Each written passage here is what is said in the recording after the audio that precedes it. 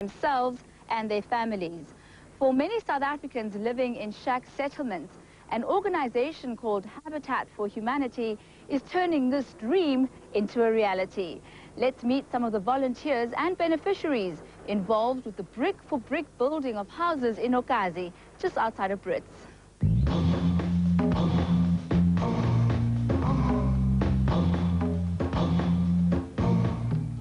Most of the people who live in Okazi live in shacks, but that's all starting to change. An organisation called Habitat for Humanity is helping people to develop life skills and in the process to build their own homes. The housing part is really the outward expression of what we do. We bring people into a process in our organisation where over a 6-month period we teach them how to build, we teach them how to budget, we teach them how to run meetings, how to set agendas, which skills they then hopefully will use in other facets of their life. And at the end of that 6-month process, they will have helped build 4 of their neighbours' houses, and the 5th house on which they build will be their own house.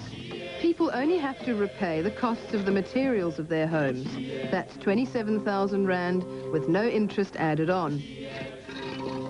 Nomsa Vumase has lived in a shack for the past 8 years. She would never have been able to afford a home without Habitat for Humanity. I feel like great, so excited that I would have a home. I'll get away from a shack. It's a good work to help others before you build your own, because you have the courage that one day you'll have your own. What the process is aimed at is at stretching people, stretching them financially because they take on the burden of paying for the cost of these houses, stretching them spiritually, stretching them emotionally, and stretching them psychologically. Empowerment is only part of the Habitat philosophy. It's also about reconciliation. And volunteers are invited to come into the township and help build houses.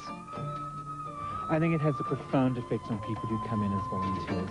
It almost puts them in touch with something that they had forgotten about, or something that we know when we're children, or something more importantly, I suppose, in terms of our project as a Christian project, in terms of what they're supposed to be believing in as religious people.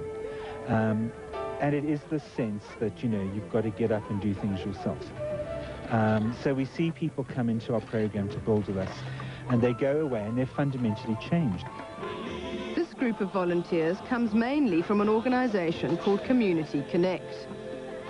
And for many of them, it's their first time working with Habitat for Humanity. Our philosophy is that people really give generously to charity. They give money, but there are a lot of people that would really give their time. And for that reason, we've set up Community Connect. You know, we want to give something back. We want to do something to develop South Africa. That's, you know, we all really believe in this country. So that's essentially what we're all about. And as you can see, everyone here has the same philosophy, the same feeling, and we all want to do something. I think it's something that makes you feel good about yourself, that you've done something where you've helped someone else and you've made a difference. And to me, I think it just makes me feel good about myself, probably. So maybe it's actually a selfish reason, I don't know. Somebody's got something real at the end of the day, and if we can be part of that, if you can be part of developing somebody's life, I mean, what better thing can you give back to a country? Philippa Benet feels that sense of responsibility strongly. She got involved with the project over 3 months ago and has come to Okazi nearly every weekend since. Anybody can be spiritual. I mean, you know, the fact that I'm a Christian is just that I'm a Christian, and, you know, we just want people who have a sense of ethics and morality. And I think at the very basis, that's what being spiritual is. It's having an awareness of your place in the greater scheme of things, have an understanding that you have personal power that has been given to you by God or by the universe, however you want to describe it. And that because of that you have a responsibility. Although Habitat for Humanity is a Christian organisation, it's not limited to this belief system. Anybody can take part. It's just really difficult looking at the huge gap between people who have and those people who don't have, and just sitting around and expecting things to happen. So by building, you're actually just helping to build community. I think it's spiritually enriching because, you know, Jesus came to earth and did things. He didn't stand on a pulpit on a Sunday morning and say, you know, go out. He went out and participated. He raised people from the dead. He changed, you know, water into wine, one of my favorite miracles. But he did things, and I think that's what it's about spiritually.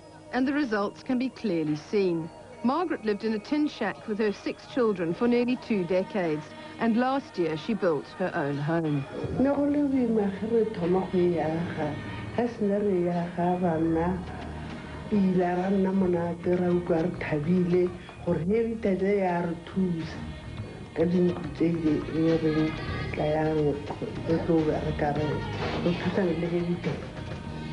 Seeing different people of different kinds getting together and doing the same work is so nice and wonderful. It has brought me more into contact with people that I might never have been able to mix with before, and made me realize that everybody is the same. We are all looking for the same things in life. And before I ever did anything like this, I would never have thought of it that way. And it doesn't matter, you know, what religion or what culture we come from, it's the same thing. I think it's given me a greater sense of being a South African. You go home at the end of the day with a sense of accomplishment that I haven't had in many other things that I've done. And just a sense that the country's working, the country's again.